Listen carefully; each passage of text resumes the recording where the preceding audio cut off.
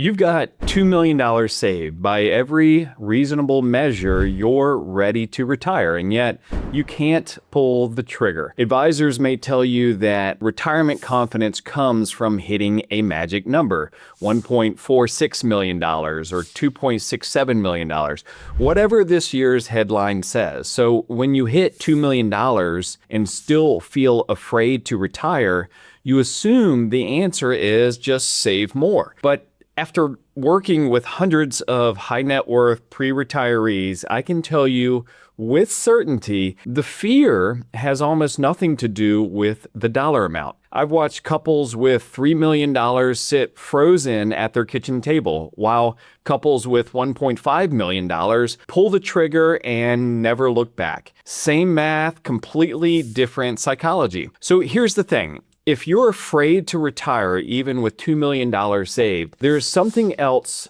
going on. And by the end of this video, I'm going to show you exactly what it is and the 4-part system that we use with clients to make the fear go away. Now, you're not alone in this. A recent EBRI Greenwald Retirement Confidence Survey found that only 27% of workers feel very confident they'll have enough money to retire comfortably. And Northwestern Mutual's 2024 study reports the average American now believes they need around $1.46 million to retire, up from $1.27 million just the year before. Numbers like those just drive anxiety, not clarity. They don't tell you to chase a bigger number when the real problem isn't the number at all. Hi, I'm Mark Fonville, certified financial planner and CEO of Covenant Wealth Advisors in Richmond, Virginia. For over 20 years, I've helped affluent pre-retirees with portfolios between $1 million and $10 million go from afraid to retire to actually enjoying retirement. And here's what most people miss. The goal isn't to chase a bigger number. The goal is to build a system, one that tells you what to do when markets move, when taxes change, when healthcare costs spike, and most importantly, when you feel like you can't pull the trigger. That's what I'm going to walk you through today. Let me make this really concrete for you. Picture Jim and Susan, hypothetical clients. Jim's 64, an engineer, 6 months from his planned retirement date. Susan's also 64, ready to wrap up a long career as a school administrator. They've got $2 million invested between 2 IRAs and 1 joint brokerage account. By every spreadsheet they can run, they can retire today, and yet they keep moving the date back. 6 months becomes 9, 9 becomes 12, and Jim said it best to Susan, "Susan, I know the numbers. I'm just not confident because I'm worried I'm missing something." Now, that right there is the heart of it. They estimate their essential spending at about $130,000 a year or $11,000 per month after tax, which may sound like a lot, but for a couple in their 60s with a paid off home, healthcare costs creeping up, travel they've been putting off for decades, and grown kids they want to help, that number adds up fast. Between Susan's Social Security at 67 and Jim's at 70, plus a pension Susan earned, they expect roughly $80,000 of reliable after-tax income once both benefits turn on. So Jim and Susan's portfolio doesn't have to fund the full $130,000. It just has to fund the gap, $50,000 a year. So let me translate that into plain English. $50,000 on a $2 million portfolio is a 2.5% starting withdrawal rate after tax. This means they would need to withdraw $62,500 or about 3.12% of their portfolio before taxes, assuming a 20% effective tax rate. Still below the 4% rule many folks anchor to. By the stress test we run, a 3% withdrawal rate on a properly diversified portfolio survives over 99% of historical and projected market scenarios. The numbers are the numbers, right? They're ready, and yet Susan still hesitates before booking a $12,000 trip to Italy they've talked about for 15 years. So here's the part a spreadsheet often misses. The anxiety isn't about the math. So what's really going on with Jim and Susan then? Well, why does $2 million feel insufficient to one couple and abundant to another? Here's what 20 years of working with high net worth pre-retirees has taught me. The fear isn't about running out of money. It's about 3 psychological gaps that even the best spreadsheets can't close. 1, you don't have a system that tells you when you can spend, when you should pull back, and what to do if markets move against you. So every decision feels like the wrong one. 2, you've spent 30 or 40 years in accumulation mode. Your entire financial identity is save, save, save. And now we're asking you to flip a switch overnight and just start spending the money you spent your whole life protecting. That's just not a math problem. That's an identity problem. And 3, you don't have a calendar of decisions mapped out. Social Security timing, Medicare enrollment, Roth conversions, RMDs, every one of those is a tax time bomb waiting to go off if you get it wrong. And in the back of your mind, you know it. So fix those 3 things and the fear of retiring evaporates, not because the markets cooperate, but because you finally have a system in place. And I call it the Retirement Anxiety Reduction Map. And it has 4 parts. Number 1 is your floor, the reliable income you can count on no matter what the market does. Number 2 is your gap, the difference between what you spend and what your floor covers. Number 3 is your guardrails, the specific decisions you make when markets, taxes, or healthcare costs move against you. And 4, your trigger date calendar, the moments where small decisions create big outcomes. And by the end of this, I'll show you the one number that quietly causes more retirement anxiety than the market itself, and it's not what you'd guess.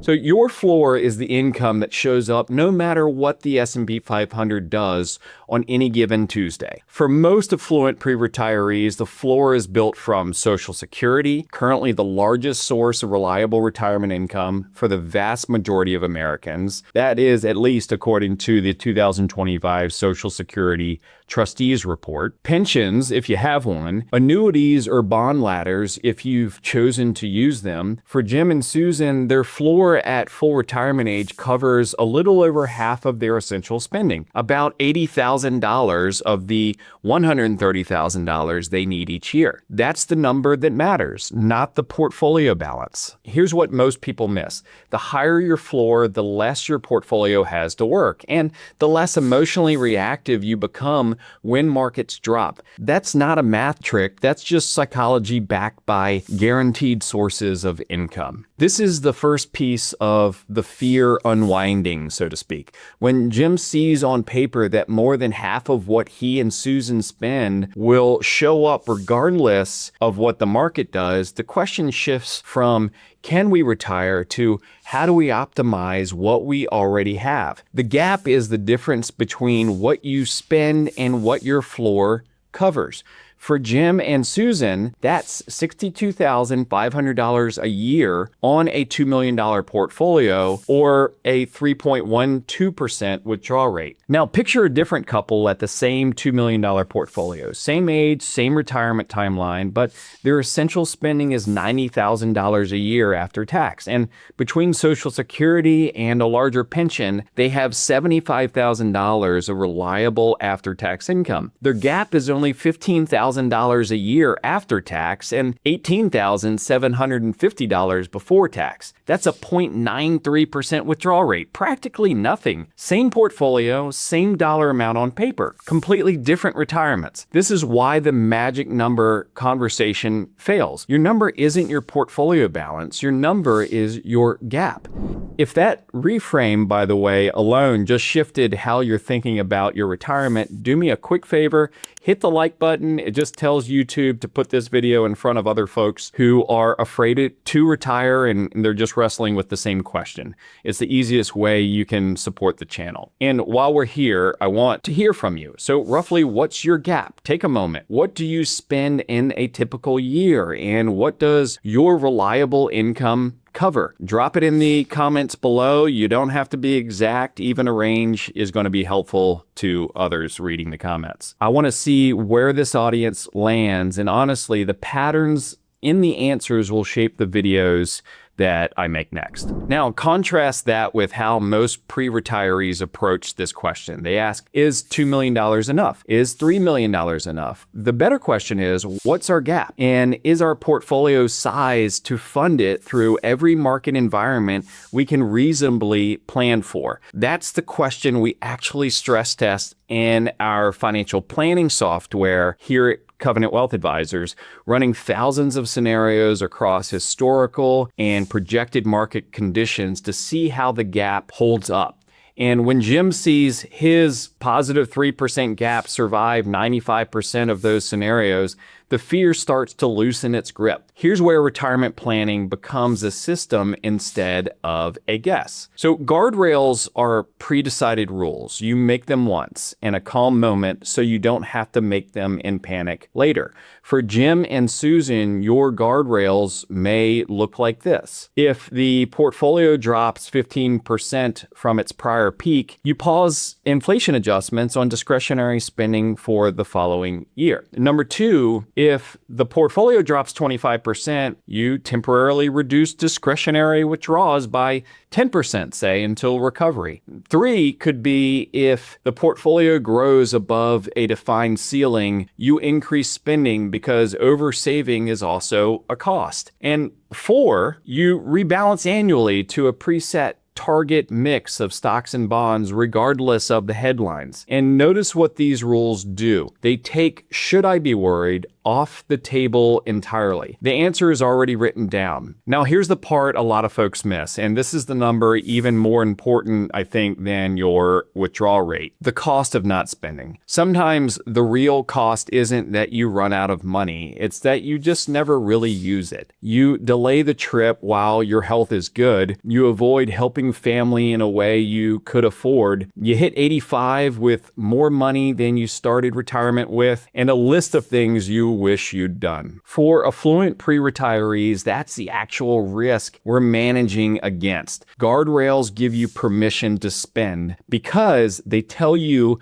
when you genuinely need to pull back, and by definition, when you don't. This is the moment in our planning conversations when I usually see something shift in a client's face. The fear of retiring gets replaced by the fear of just not living, and that's the right fear to be running toward.